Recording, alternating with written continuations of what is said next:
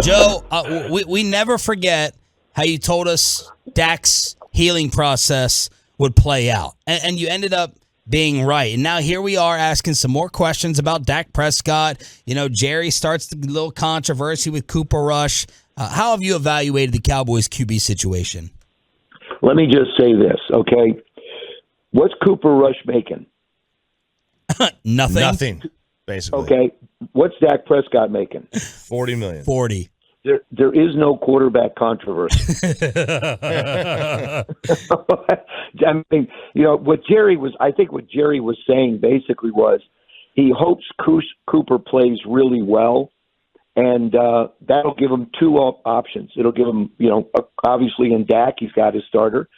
And then it'll also give him a quarterback who believes he can continue to lead this football team and win football games. That's all, what Jerry was saying is, hey, I hope Cooper plays really well. Yeah. That's all it was, because when you got one making $40 million and another making, let's just say $2 million, there is no controversy.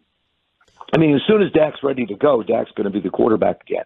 But, Cooper's doing exactly what you'd hope for a backup quarterback to do for you. The other quarterback on the team. Win football games. Keep the team competitive until Dak can get healthy. But, Joe, after the first half MVP season Dak had last year, things were kind of never the same. He got nicked up again in the middle of the season. Have you seen anything in his game that is off or really needs improving, or you think the Cowboys are absolutely good to go moving forward with their franchise guy? I think right now the biggest thing is he keeps missing time. Yeah. The one thing I stress to any young quarterbacks I talk to, the most important thing you can do for your team is to be available to play and practice. That's why let's take an example. Zach Wilson, first preseason game, instead of running out of bounds, decides to plant his foot and cut back in to try and gain 2 or 3 more yards. Now he's gone for 4 or 5 games. And in Dak's case, they've been unfortunate. I mean, he's had just some unfortunate luck when it comes to, we've all hit our thumb. Maybe it's a weak injury. Maybe it's a bruise, but, in Dak's case, it was obviously they said a broken bone or something that needed to be fixed. So it's 4 or 5 weeks. I told you last year, the leg injury is a 2-year injury.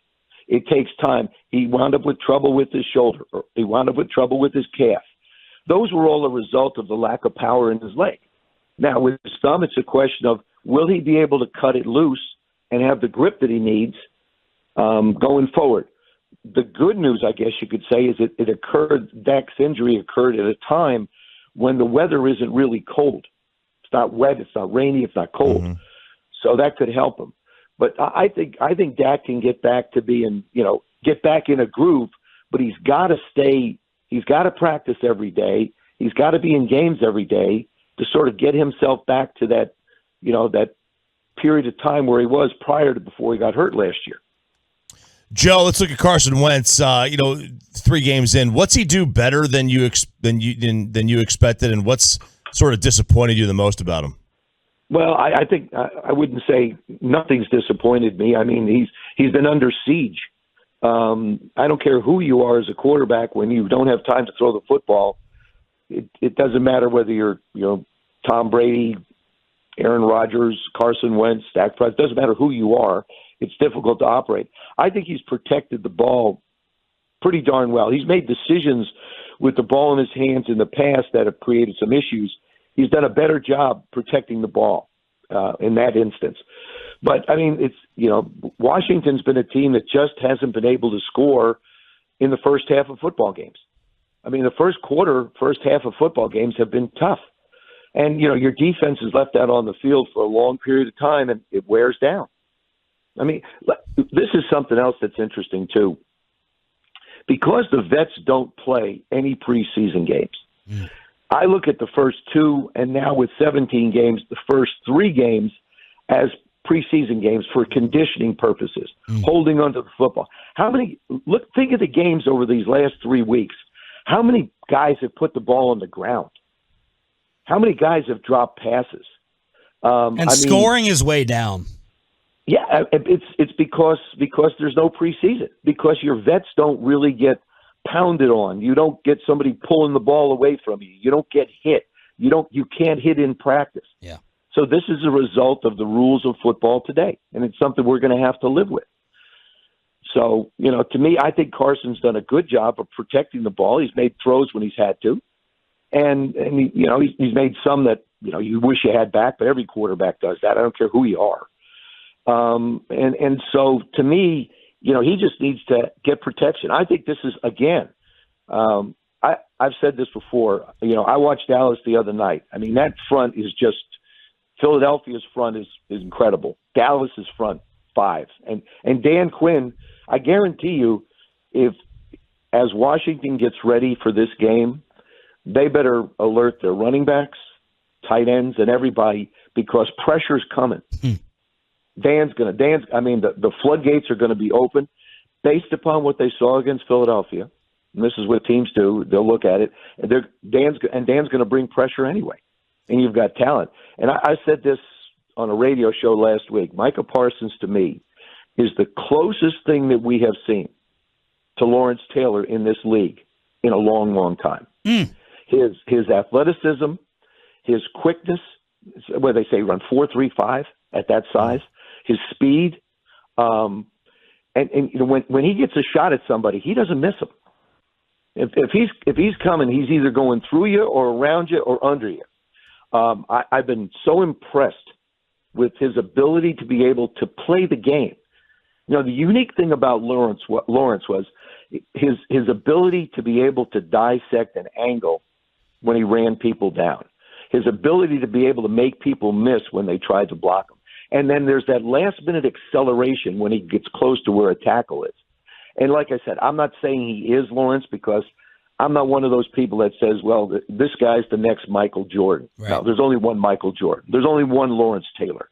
Those are unique individuals. Those are, as we like to refer to them, generational people. Mm-hmm. But I think Micah Parsons is probably as close to anybody, if you want to compare him to someone in the history of the game, to Lawrence Taylor. Joe Theismann, I love the series of Football Life. Thank you. They focused on Joe's as well on the NFL Network, joining us every single year on Shan and RJ. And I think I remember this correctly from when we asked you about Micah in the past.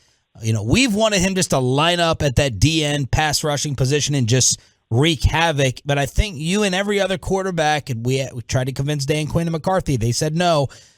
That it's better to line them up in different spots. Do you feel the same way? Absolutely. Are you kidding? Dan didn't listen to you? No, he didn't listen. Mike didn't.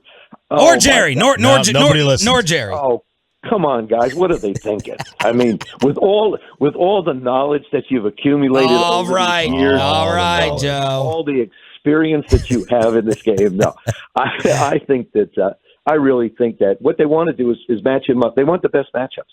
A lot of times, if you line them up on the end. You can always bring a tight end over, or you can chip with a back, or try and chip with the back. But you can create a little bit more of a traffic jam for him.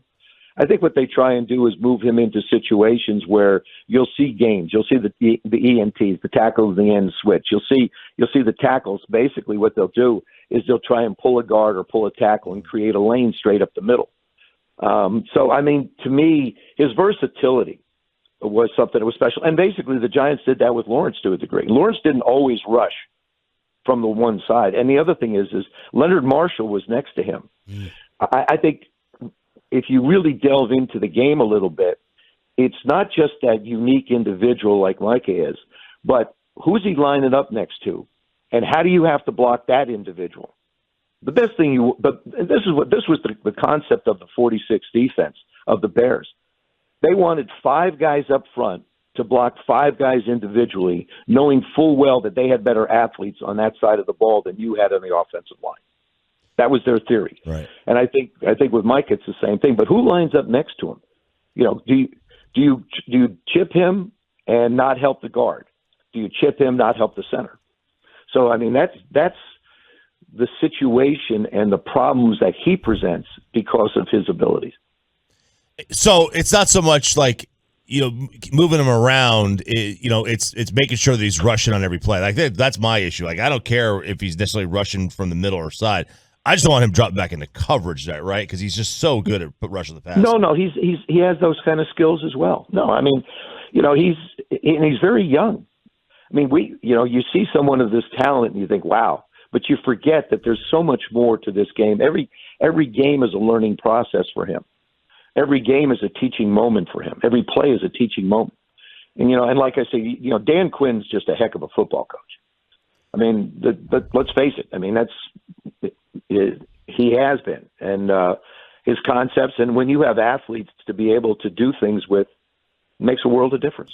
Joe, let's try to unite during this week of rivalry. Let's unite on something. And please tell us that Jalen Hurts has not taken the official leap, that we can still hope that they're overachieving and Philly is not this for real. Where do you stand? I think Philly is for real. I think they're a football team that's, their offense is explosive. I think A.J. Brown makes a world of difference. Sometimes that one individual gives you confidence from a quarterback's perspective. I think Jalen's again. I mean, the kid's continuing to learn. This is really like his second year. He's learning how to play the position. He throws a lot of 50-50 balls, and right now his guys are catching them. Yeah, it's a long season. I mean, but he trusts his receivers, and the thing is, he trusts them, and they come down with him. And that's been sort of the way these games. It's like Tua. Tua does the same thing down in Miami.